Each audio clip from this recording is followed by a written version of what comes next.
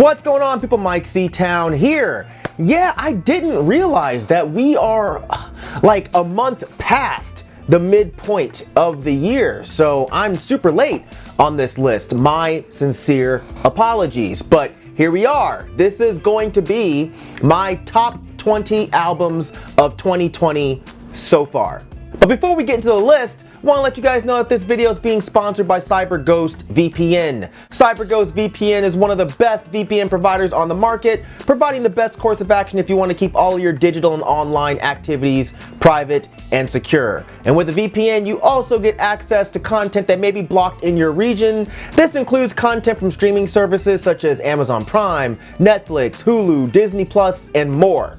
The app's available on Windows, iOS, Amazon Fire Stick, Android, and more, and you can access the app from 7 different devices, all using one subscription. Right now, CyberGhost VPN is offering 3 incredible deals: 1 month for $12.99, 6 months for $7.99 a month, and 18 months for $275 a month. But the only way that you can get those prices is by using the link that's in the description section down there. You also get a 45-day money-back guarantee in the event that you don't like it, so you really don't have anything to lose, so check that out. That out of the way, let's get into this, man. For those of you that are new to my channel and haven't seen one of these videos before, you will notice that hip-hop is not on this list. And that's because every year I do a list with my guys at Dead End Hip Hop, so I'll make sure I drop a link down there and you can check out my favorite hip hop albums of the year so far. I'll also let you guys know, in case you weren't aware, that this is my list. This is not your list. If you do not like my list, no one cares, but you're more than welcome to drop your list in the comment section down there and we can all talk about it. So how I do my list is I base it on how often I return to a project, but I also mix that with the impact that the project had on me. So I might return to something way more than one other album, but if that album just seemed to hit me more in a shorter period of time, it's gonna be a little bit higher on the list. So hopefully that makes sense. If it doesn't, sorry. But yeah, I think that's everything, man. I think we're ready to get this motherfucker going, man. So yeah, starting off with number 20, we have The Deers with Lovers Rock. This is the newest album from Canadian indie rockers The Deers. Super poppy, great songwriting, definitely some doom and gloom stuff here if that's your thing, but I love this album. Number 19, we have Ages of Blood with Pagan, Medieval, Aristocracy. This is a raw black metal band from Argentina. Great riffs, a bit of an old school feel at times, but I think it's like a perfect middle ground for those who like their black metal nasty and raw, but still discernible. At number 18, we have Envy with The Fallen Crimson. This is Envy's first album after 5 years, and back with their original singer. He briefly left, and when you listen to this album, it sounds like he never left at all, but the music is even better. The songwriting on this album is incredible, great, heavy post-hardcore that's gorgeous at the same time. At number 17, we have Perdition Temple with Sacraments of Descension. This might be the best album these guys have done yet. This is exactly how blackened death metal should be played. Just relentless, fast, ugly, brutal the entire way through. At number 16, we have Fiona Apple with Fetch the Bolt Cutters. This album is unmistakably Fiona Apple, but somehow still sounds new and fresh. A bit inaccessible by her standards. It's kind of jazzy while still being uniquely bizarre, but it's just great. Almost every year I say, where the hell is Fiona Apple at? And I'm so glad she popped up this year with an incredible album. At number 15, we have Algiers with There Is No Year. This is the third album from Algiers, and I've seen some critiques on this one, but I think it's fantastic. I don't think they're necessarily treading new ground as far as comparisons with the first 2 albums, but they're still releasing incredibly powerful, soulful post-punk. At number 14, we have Ebony Pendant with Incantation of Eschatological Mysticism. US black metal is getting really interesting. This Seattle band seemed to show up out of nowhere and wreck shit. This is great riffy black metal with a lot of atmosphere and really well written songs. At number 13, we have New Duo with Acid Rain. Really nicely done, smooth synth pop with these jazzy elements and songwriting that's just super infectious. At number 12, we have Basmu with The Encircling. This project just gets better and better with each release. No frills, raw black metal, some truly nasty stuff, but he's elevated the instrumentation on this one. This one is really, really, really good. At number 11, we have The Weeknd with After Hours. I like this album a lot. I think it's still growing on me though, but it's definitely something that I still return to a lot. Great, dark, alternative R&B that really gets stuck in your head. At number 10, we have Lament in Winter's Night with At the Gates of the Eternal Storm.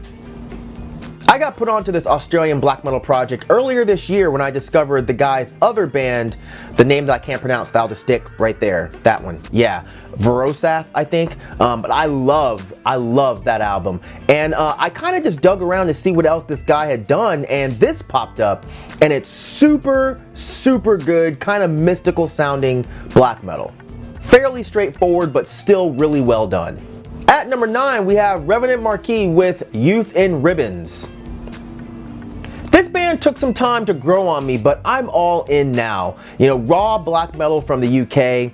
And it's funny how the very thing that threw me off about this band is what ended up making me really fall in love with them. The really twisted and bizarre riffs that's being played beneath all of the noise with this band. When you get settled in to what they're doing, it's hard not to really enjoy it.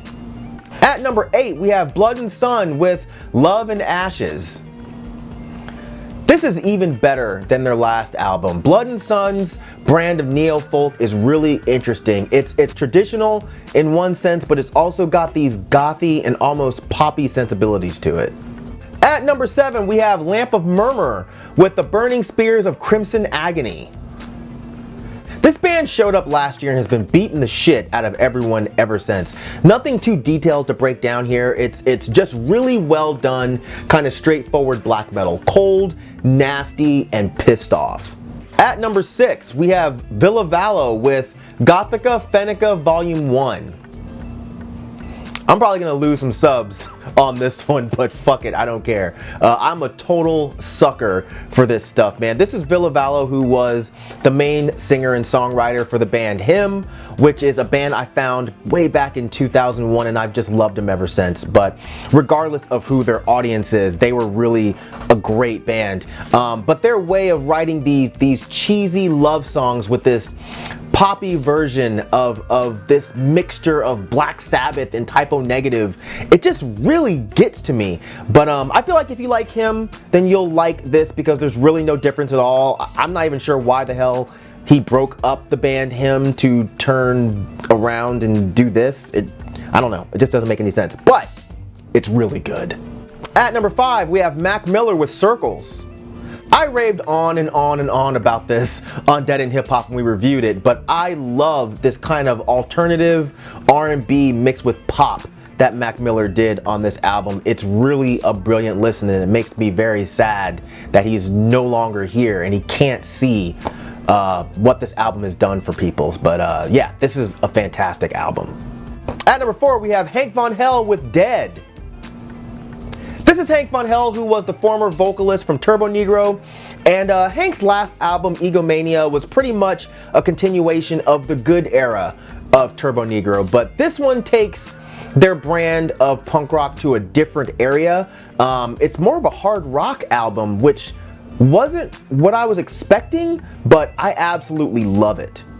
At number 3, we have Katera, and I'm not even going to try to butcher that name there, so you can just read it.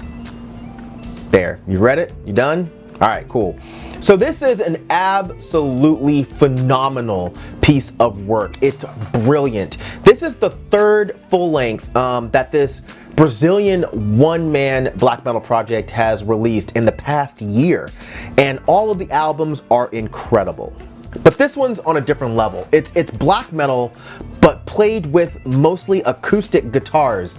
I don't even know what to compare it to. I don't know that I've heard anything like this. It's incredible. It sounds odd in theory, but in execution, it's absolutely amazing. And I really hope they do physicals for this soon, because I would be the first in line to grab one. At number 2, we have Paysage the Hiver with I'm Wald.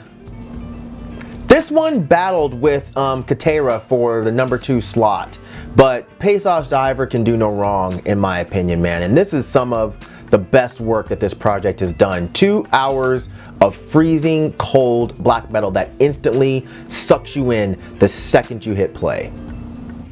All right, and we're here.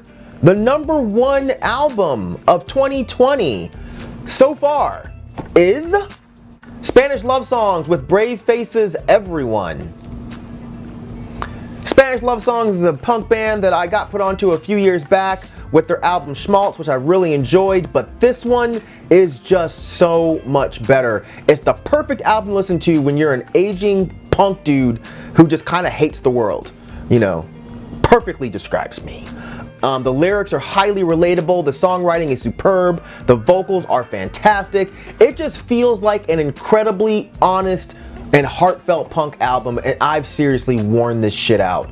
But it hasn't gotten old yet, and I'd say I listen to it at least once every couple of days. It's fantastic.